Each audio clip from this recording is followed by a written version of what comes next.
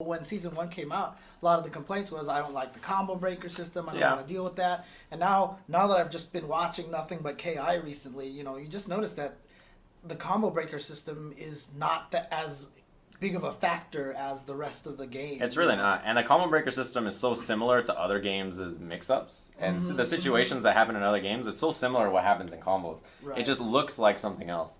So people don't really think about it. Right. Like, it's so, like, there's a situation I was thinking of that's so similar to in KI and Street Fighter 4 that it's kind of scary, which is when Geef lands low jab EX hand. It's like the same thing that happens when Thunder hits you with like crouching jab into triple X and open. Oh, right. It's like the same situation.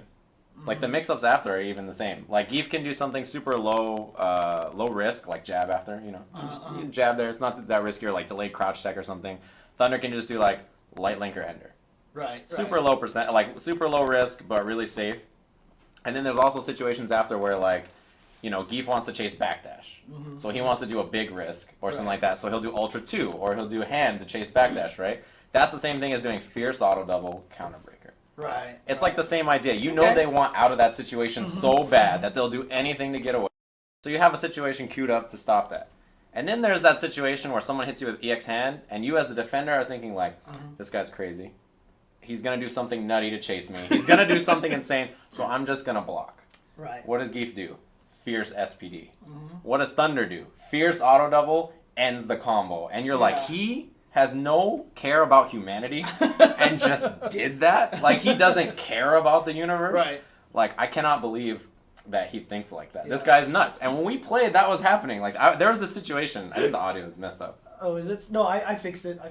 So. Okay. There was a situation that occurred where, like, I had broken something 2 or 3 times, right? And, like, I'm thinking, all right, the next time this happens, James is going to counter break, and I'm going to punish him with, like, a fat, like, combo. I'm going to hit him with something big. You didn't counter break it, so I was like, clearly James is not my friend. And he doesn't respect me as a human being. So the next time that happens, I'm going to break the hell out of it, and I'm going to go in.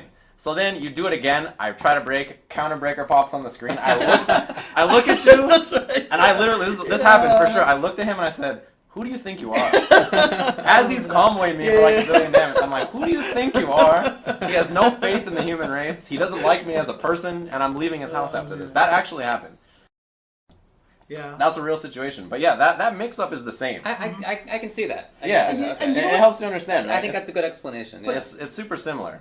There's also another thing that the combo breaker system does to the game that I actually kind of like. I noticed this when we were playing. There were just times that you would just walk up to me when I was getting up and you just do low forward uppercut. Immediate low forward uppercut because you figured I was going to try to throw or do something or try to jump away. Yeah. And you'd hit me with it.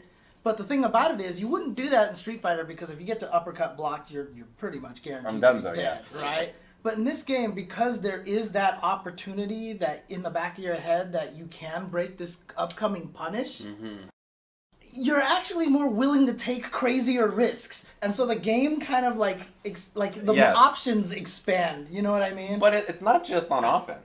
Yeah, Like, as a defensive character, I can just do zoning stuff, right? And let's say I miss one anti-air. And if Dawson misses an anti-air back roundhouse, if I go for back roundhouse and Evil Ryu dive kicks, I'm dead. Yeah. The game's over. Daigo beats Tien at Capcom Cup. Nobody's happy. Dawson sucks. Yeah. But in KI, if that dive kick hits and he tries to hit me with standing medium punch and I break it, boom, back to neutral. Right. I'm running. I'm nowhere near Evil Ryu ever again in my life. And Shan wins and everybody goes wild. That's what happens at Capcom Cup. That's the difference. Right. So it's good offensively because the offensive player can take more risks. But it's also good defensively because as a zoner, if I get hit once, I'm not dead.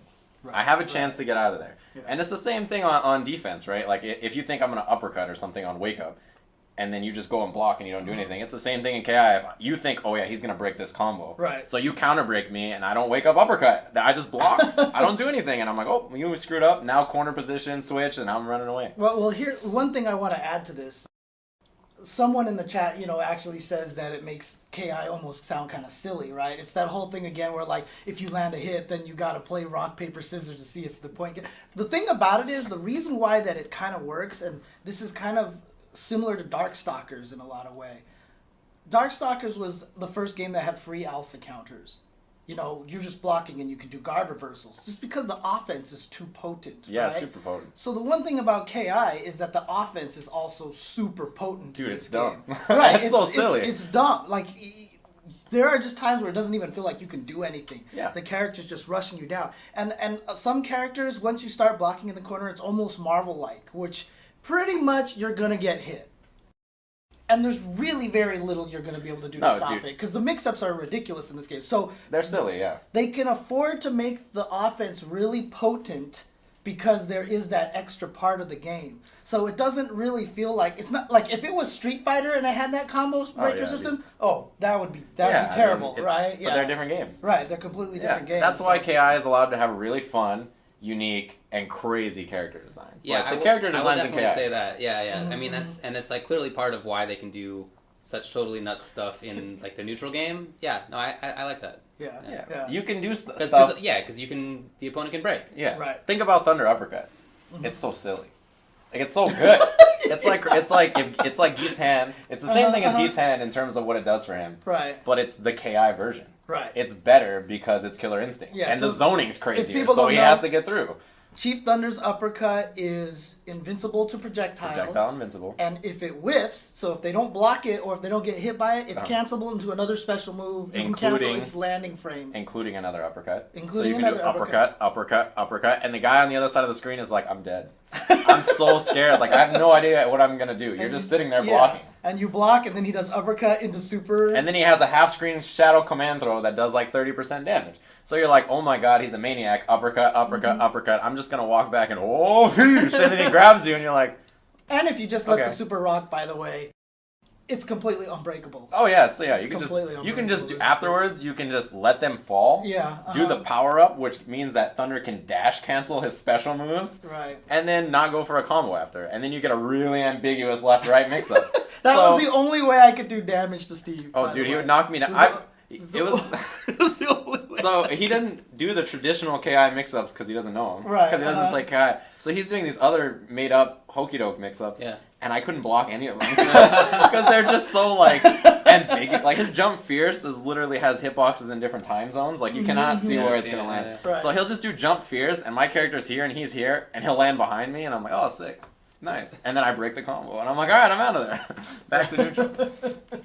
Yeah. But yeah, there's like the breaker system is so similar to the mix-ups in other games that I think it takes an understanding to really know that. Right. But as soon as you do, it's super fun.